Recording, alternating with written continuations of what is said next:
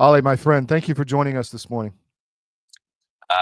Good morning, and thank you, Todd. It's great to be back. Yes, we've interviewed you many times, but I wanted to have you back because Afghanistan is coming back into the psyche of the West and the American public. You had Secretary of Defense Hegseth say he wants a comprehensive review of the withdrawal. You have President Trump saying he wants the equipment back, and you have him talking about Bagram Air Base. Tell us first what's going on in Afghanistan. Well, uh, Todd, the situation is still egregiously dire.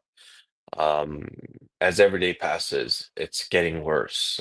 Just imagine a cartel group or any other criminal organization taking control of a country like Mexico. Mm-hmm. Are we going to expect Mexico to progress? Are we going to expect Mexico to develop itself into something better? No. Mm-hmm. When you have such groups in power, it's the reverse. It deteriorates the situation. It worsens the lives of the people there. And the same has been happening in Afghanistan because the Taliban is a terrorist group. The Taliban is a criminal organization, and so they've been exploiting everything that the country has, everything that the people have. So it's natural that the situation worsens as every day passes. Of course, our resistance under the banner of the National Resistance Front of Afghanistan has been continuing. We had a major operation just a few days ago in Pineshare Valley. Mm-hmm. In that operation, the Taliban suffered more than 20 casualties, and this was one of their major bases, and they had their top commanders stationed in that base. So that was a major loss for them, on top of other operations that we've had in the National Resistance Front in the past few months. And so that is the overall situation there. Of course, Mm-hmm. we are very much optimistic when it comes to the messaging that we are seeing in Washington, D.C. now. So you are back out of the winter hiatus in the mountains, and are you going to ramp up a campaign this summer against the Taliban? I mean, what are the plans of the resistance? Yes, of course, our fighting never stopped, even for Mm-hmm. the winter, but Mm-hmm. we have major plans for Mm-hmm. this spring and summer season up to fall. And so we will be having more complex operations Mm-hmm. during this season, and the Taliban are right now very much fearful. Them just experiencing the preview, which was a few days ago, Mm-hmm. it has increased their fears when it comes to the resistance, especially at a time when they're feeling pressure from Washington and from many other countries. Uh, this adds up to their fear. So there's been reports that the Taliban is not happy with China in country. Have you heard anything about that? As Chinese influence getting more infiltrated into the country or not? Any thoughts? Well, the Chinese, since August 2021, they have been trying to fill the vacuum Mm-hmm. that was created by the disastrous withdrawal of the Biden administration. Um, we are seeing more presence of Chinese nationals inside Afghanistan since then. Chinese Mm-hmm. businesses have opened up. The Chinese have signed more than 70 deals when it comes to Afghanistan's natural resources, minerals, especially rare earth metals, Mm-hmm. um, oil fields, gas fields, and so forth. And so the Chinese are very much invested in preserving and strengthening their relationship with the Taliban. And they believe that if they don't strengthen the Taliban, it will basically facilitate the return of the United States Mm-hmm. in Afghanistan and the region. And especially in the past few weeks or few months since President Trump has indicated that there is Chinese connections when it comes to military facilities inside Afghanistan, or Hmm.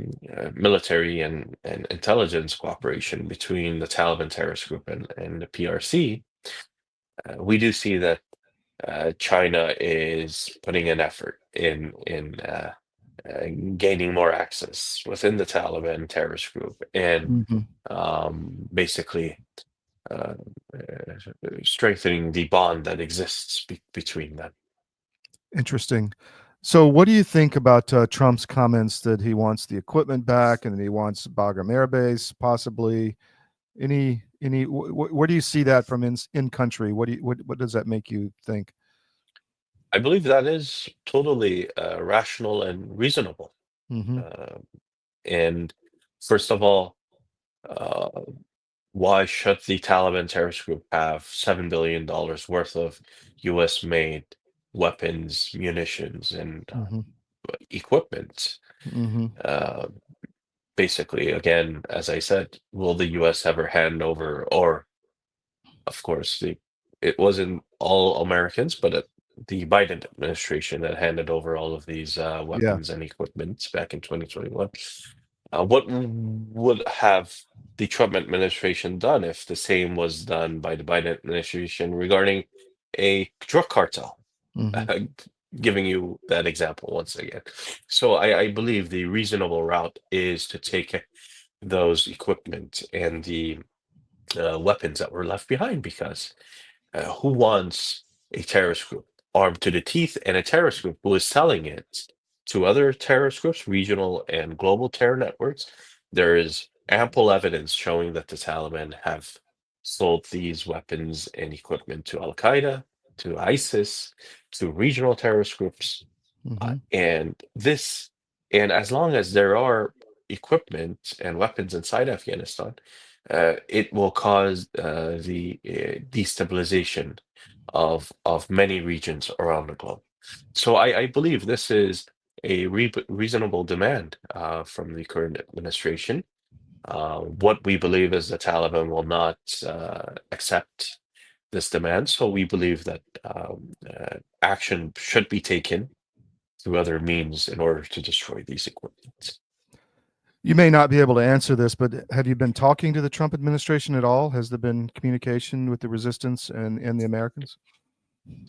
Well, regardless of if we are speaking with them or not, Hmm. we are very much optimistic that change is coming to their Afghanistan policy Hmm. for many reasons. One is the change that we see after January 20th. For 3.5 years, former President Biden only mentioned Afghanistan twice, maybe. Yeah. Uh, he tried to ignore Afghanistan as if it never existed, as if the disastrous withdrawal didn't happen in August 2021, and so forth. Hmm. Yet today, we have a president who mentions Afghanistan at least once a week. Yes. So that encourages us. One. Two Hmm. is we have individuals who care about the matter Hmm. within the administration, within the cabinet, both former veterans, as you pointed out, the Secretary of Defense who served in Afghanistan before. We have committed individuals who are part of the administration, from the likes of Secretary Rubio to Director Tulsi to Director Cash, all of these individuals who have come out and expressed views about Afghanistan Hmm. and how much danger the current situation poses to the national security interests of the United States. This is a special report. Knowing how to invest your money is harder than ever before. Dealing with stock market volatility, record debt, and terrorist attacks requires new thinking. At U.S. Asset Management, we can help you see the world more clearly so that you can move beyond the chaos and invest with confidence. Call us, visit us online, or drop by our office. U.S. Asset Management, helping you make better decisions with your money. Your government doesn't care about you. That's why you need a medical emergency kit. It contains life-saving medications like ivermectin, Z-Pak, and antibiotics. Stock them before they block them. States. So the different messaging and the stance of individual members of the administration, especially when it came to Vice President Vance, for example, it was, I believe, in Greenland more than a month ago when he had his trip there. He labeled the Taliban as the worst terrorist group on the planet. Mm-hmm. We didn't see such messaging from the former administration. The former administration preferred unrestricted engagement, unconditional engagement with a terrorist group, the Taliban. Yeah. Yeah. They ignored the opposition to the Taliban, the resistance, and so forth, and they never came out with such statements. So, as a first step, the messaging that we hear from the president downwards is encouraging, is giving us hope, and is making us optimistic that, of course, whether we speak with them or not, they're on the right track. Understand. So the resistance was kind of in a winter over the last 4 years. You didn't have support in DC. You maintain your operations out of the mountains. You maintain the force. How does the force look right now? I mean, are you equipped? Are you trained? Are people joining? I mean, what is happening with your group that Masood is running? Well, of course, we were in survival mode Mhm. for 3.5 years. Mm-hmm. We had hostile actors in the region that saw us as forces against their interests, and the international community, especially the United States, just ignored us Yeah. as if we didn't exist. For example, former Secretary of State um, Blinken in December of 2024 in Congress said there is no resistance in Afghanistan, completely denying our existence, while UN reports that came out just a month or two before that verified our operations and verified our presence inside Afghanistan, even verified the fact that we're fighting Al Qaeda, ISIS, not only the Taliban, but other terrorist groups as well. Mm-hmm. And so now, of course, as I said, hope is building, and we are optimistic. Our forces are stronger than ever because we were forced to improvise in the past 3.5 years. Yeah. Yeah. I can And relate to so that. Yes. we had to find equipment and weapons and so forth Mm-hmm. inside the country through different channels in Mm-hmm. order to expand our numbers, to expand our reach within Afghanistan, and to increase our strength. Today, we are present in more than 20 provinces. In August 2021, we were only present in 2 provinces. So we've increased our presence from 2 provinces to 20, meaning the majority of Afghanistan. Mm-hmm. And so our reach has increased, our numbers have increased, our basically our strength has increased, and so we are very much looking forward to the months and years to come in order to liberate all of Afghanistan from terrorism and global jihadism, which is not only a malicious force to us, but to everyone around the globe, including the United States. Understand. Last question. I've seen Masood on different news programs. Obviously, you're trying to get your message out. Is there anything that you want the world to know that may be watching? Well, I have always stated, Mm-hmm. wherever I've gone and in whatever interview that it has been, the problem of Afghanistan wasn't solved in August of 2021. Mm-hmm. It still persists.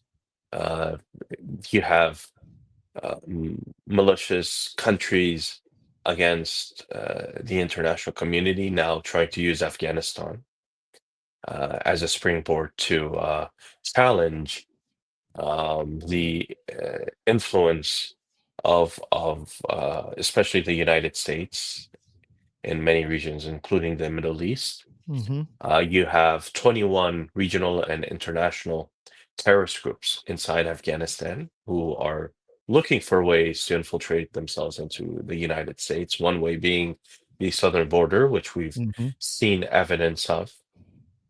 And so Afghanistan shouldn't be ignored.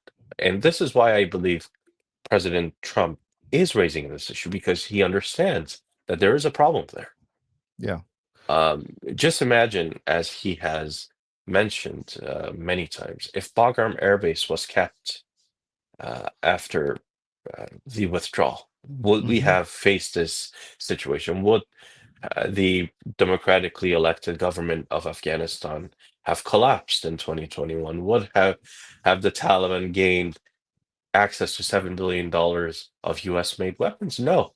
Or Hmm. would other countries have become emboldened to take action after the disastrous withdrawal? That wouldn't have been the case, because Bagram Air Base was one of the most strategic bases Yeah. in the region. Just imagine the geography that Bagram Air Base is situated in. It's right on the border, Todd. I'm not exaggerating. It's right on the border of South Asia and Central Asia. Hmm. It's 15 miles south of Pineshire Valley, meaning 15 miles south of the Hindu Kush Mountains. Hindu Kush Mountains is the border between Central and South Asia. Hmm. The United States had no presence in that region, whether it's Central Asia, South Asia, until 2001. And today, because it left Bagram Air Base, it doesn't have any presence in that region anymore. And it's just an hour away from Western Asia, less than an hour away from Western Asia, and just next to the border of China. Hmm. Very Around strategic. 100 kilometers away from the Chinese border, because Afghanistan shares a tiny border with China, a very strategic base. Let me give you a fact. On 9/11, 2001, the Taliban and Al Qaeda didn't control Bagram Air Base. Hmm. This is how bad the situation is. On 9/11, Bagram Air Base was controlled by the legitimate government of Afghanistan, which was also known as the Northern Alliance back then, Hmm. because during that time, during the first Taliban era from 1996 to 2001, the Taliban never controlled Bagram Air Base. Bagram Air Base was always controlled by the Northern Alliance. When 9/11 happened, it was controlled by us. When the United States entered Afghanistan in October of 2001, it wasn't controlled by the Taliban. This is how bad the situation is today. The most strategic base in Afghanistan is controlled by terrorists and is being exploited by other countries as well. And what are we going to do? Bagram isn't that worthless to ignore. There should be efforts to free Bagram from the control of these terrorists. At least something that we were able to show in the 1990s is that non-terrorist forces, democratic forces like the National Resistance Front of Afghanistan, could take control of Bagram Air Base. Hmm. And one other matter, which I stated this during remarks that I had a few weeks ago, is Bagram was always a significant area inside Afghanistan. It was Afghanistan's historical capital Hmm. thousands of years ago. There is artifacts that have been discovered in that area, from Greek artifacts to Indian artifacts. So it was a crossroads of different civilizations Hmm. for thousands of years. So the matter of Bagram shouldn't be taken lightly. We are very much hopeful that this administration will act. We see positive messages coming out when it comes to this matter. Hopefully, Bagram will be liberated from the control and hands of terrorists.